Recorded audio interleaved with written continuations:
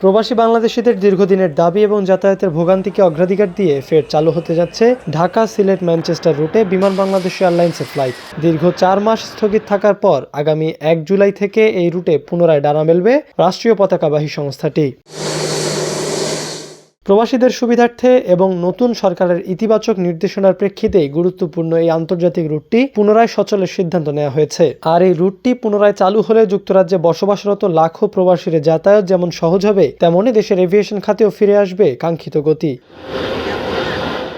যুক্তরাজ্যের greater Manchester এবং এর আশেপাশের এলাকাগুলোতে প্রায় 3 লাখেরও বেশি প্রবাসী বাংলাদেশির বসবাস, যাদের বেশিরভাগই বৃহত্তর সিলেটের। এই বিপুল সংখ্যক প্রবাসীর দেশে যাতায়াতের অন্যতম প্রধান এবং আরামদায়ক মাধ্যম ছিল বিমান বাংলাদেশ এয়ারলাইন্সের ম্যানচেস্টার রুটের সরাসরি ফ্লাইটটি। তবে প্রবাসীদের সেই দীর্ঘদিনের আক্ষেপ ও দাবির প্রেক্ষিতে এবার নতুন সরকারের ইতিবাচক পদক্ষেপে আবারও আলোর মুখ দেখতে যাচ্ছে এই জনপ্রিয় রুটটি। সরকারের এই সময়োপযোগী সিদ্ধান্তের ফলে যুক্তরাজ্যে অবস্থানরত প্রবাসী বাংলাদেশিদের যাতায়াত আরও অনেক সহজতর ও সাশ্রয়ী হবে।